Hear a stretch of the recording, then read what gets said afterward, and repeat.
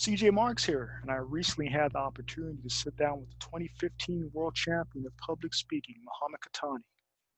So without further ado, here's part one of our two-part interview. Enjoy. Mohammed, thank you for joining us, sir. Good to have you. Thank you so much for having me. Excellent, excellent. So let me just get right to the first question. In your opinion, what are the most important factors in the Toastmasters International Speech Contest, meaning that there's different rounds? So what's the most important factor to maintaining motivation from the club level to the World Championship? Well, first of all, I would like to thank you for having me. And now speaking about the contest itself, you have to keep in mind that unlike any other competition where the winner and losers could be, clearly marked, whether it's a sporting event or whatever. When it comes to like Toastmasters, at the end of the day, it's the opinion of people.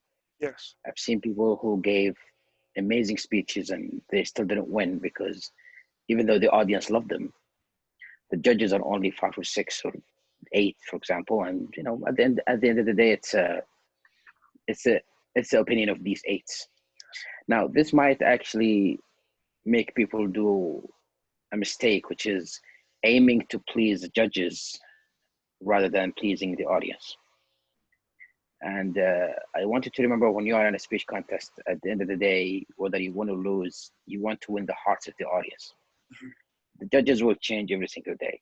And I'm sure if you look at some great speakers who made it into the finals and even like world champions, you might find some of them who, after like winning the title or whatever, they couldn't have anything else to offer. And there are people who've never won the championship and they went on to being, accredited like a really amazing speakers who just kept with the entire audience. So in terms of preparation for the speech contest, I would like to say this: speak about something that you are passionate about, something that you care deeply about. Before you even start the club contest, you might, I've seen people who think, what, my club really isn't that much of a competition, so I'm not really going to work on my speech much. I'm going to stream through the club in the area. No, treat it every step of the way as if you're competing in the world championship. Very sound advice. Because people, they can tell whether this person just come in just to give a speech and leave and think he can just get it. No, anyways, or a person who really puts their hearts and mind into it. So write a speech that you really care about, that you're really passionate about. Avoid using old speeches, because if you keep using the same speech over and over again, people will automatically assume that you have nothing else other than that speech. So always be in the habit of writing new speeches every now and then, and refining it. Seek mentors, not just one mentor. Seek multiple mentors, and so that, for me, that would be the process to even start to consider before you even enter the speech contest. Okay, excellent advice. Excellent. Now, for you, Mohammed, humor is a very important element in your speeches. Now, as we know, humor can be relative to perspective, cultural backgrounds, what have you. So how do you make it a point to be relevant across cultures? What are some important factors when crafting the humor aspect of your speech? One of the advices that I always give people when they're writing speeches is make sure that your speech is a universal speech, which means it can make sense whether it's giving in China or the US or Africa or anywhere. And that is a bit of a challenge, because people tend to write their speeches or come up with ideas based on the culture that's random. And again, they want to please the judges within that area. So for example, if you're in India, for example, and all the judges are going to be Indians, you might want to write something that only please Indians. Now this will take you maybe up to the district level, but you take it internationally, it's not going to really just make sense. So in terms of humor and making it applicable for everybody across the board, I would advise to watch a lot of stand-up comedy, because that's what I do. I used to be a stand-up comedian. And that's when I see, okay, not to steal jokes, but to see how these comedians actually make the jokes. Now you have to be extremely careful when it comes to jokes, because a joke that might be fine in one culture might tend to be offensive in another culture. True. And that's why I advise people to, when you want, I mean, like if you have a speech that you're really passionate about and you think this is a winning speech, and try it on a lot of like audiences. And actually, and this time is a really great time, because you have a lot of like online meetings from all over the world. A person in like Japan can speak in a club in the US.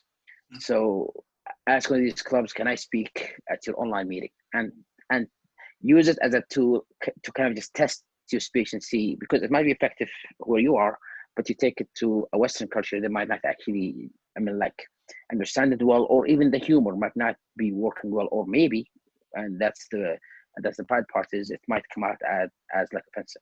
So make sure you test your speech against a lot of audiences from like different background to make sure that the jokes, first, they work, and secondly, they're not offensive to the audience. Excellent advice. Yes. As a 2015 world champion, you are a world champion whose native language actually is not English, correct? Yes. So Yes, that's true. what advice would you possibly have for non-native English speakers, or whose second or third language is English, looking to compete in an international speech contest? Honestly, when it comes to the competition, it's never about the language, and like a lot of people think that you should, I mean, like you should be a native speaker in order for you to win.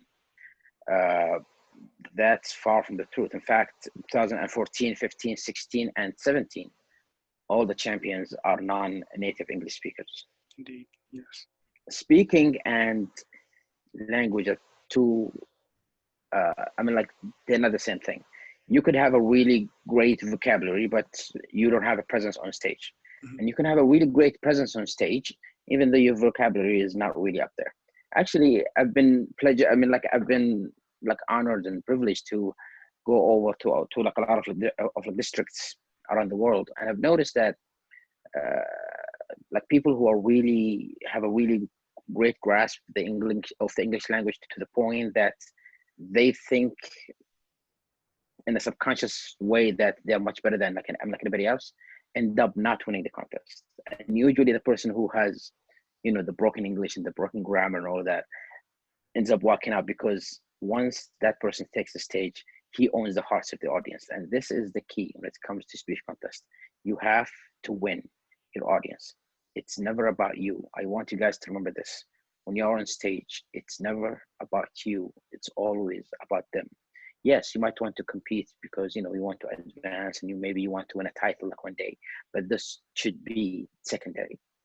This is a lesson that I've learned the hard way, because when I started the competition back in like 2010, and I used to do humorous speeches back then, I always wanted to win. I always wanted to have the trophy. I always wanted to get the title. And when I lost, it hurts.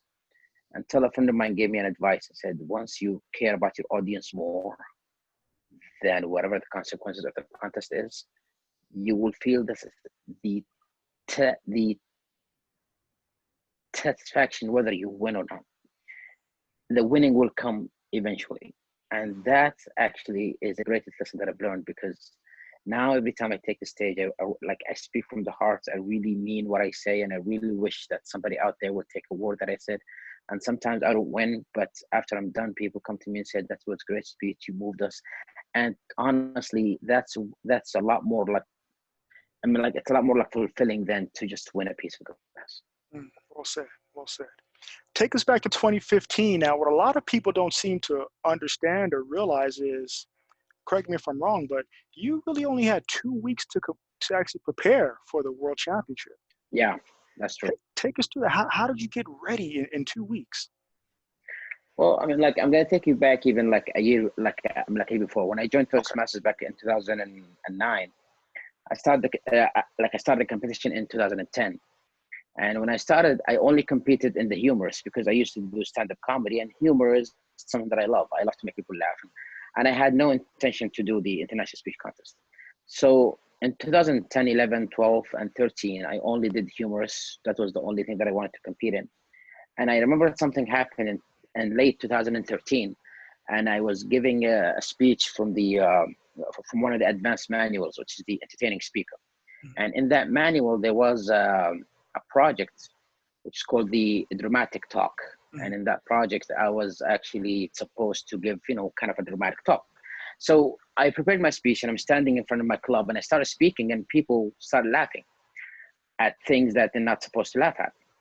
And I find it kind of weird. So after the meeting, I went to the club president and said, my speech was not funny, but people kept on laughing. Why? And she said, well, because, you're Qahtani, you're the funny guy, And that's when it actually hits me that I've done so much humorous speeches that people just think of me as a clown, as a person who just supposed to, just make you laugh, and that's it. So I wanted to change the stereotype. I wanted to change the perceptive view of people of me. So in 2014, that was the first time ever I competed in the international speech contest. I made it all the way to the division level, and I lost. In 2015, I made it to the district level, and I came in second place. And 2 weeks before the finals, the first place winner calls me, and he said, do you have a visa to the US? And I said, yes. Why? He said, well, my dad is kind of sick, and since I'm his oldest son, I feel like I should be by his side, so I'm going to drop my name.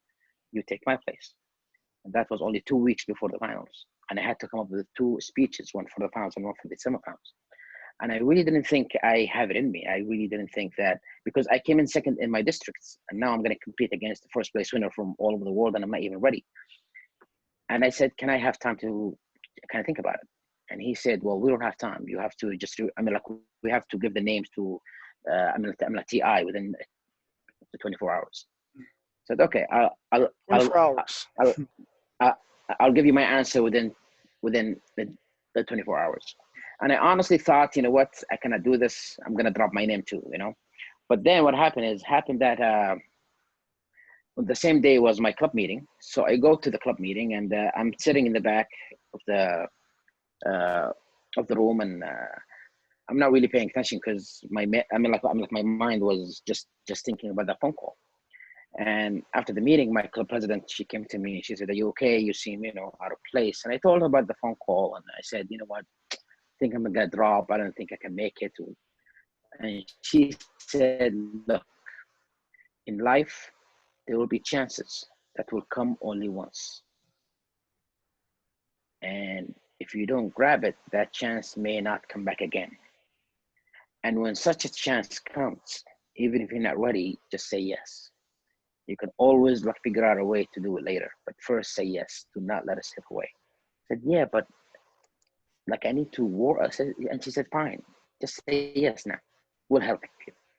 And that's why I owe a lot of that to my club, to my district, to my division, to my area, to everybody within my district who really helped me. I was just the tool that gave the speech. The speech was a result of 20 or more people who we worked together, we refined it together. They helped me in terms of what to add and what to take off. And I was just the person who just gave the speech. So it wasn't really my speech, it was the effort of everybody who stood by my side. Wow, well said. And as for that 2015 winning speech, The Power of Words, that obviously is a speech that many people know you for. Let me ask you this, Mohammed. Yeah. Do you actually think that that's your best Toastmaster speech? Meaning, was your performance in Las Vegas your best Toastmaster performance? I'll take you back again, and I'm sorry for taking you back again, but No problem. 2014, when I started to do the international speech for the first time, I wrote a speech that I thought was my masterpiece. Mm-hmm. I thought this is Mohammed's a great guy, and I have some more questions for him. If you like what you're hearing so far, please feel free to leave a comment, like, and subscribe to the page. Join us for part 2 of my talk with Mohammed Qahtani, 2015 World Champion of Public Speaking.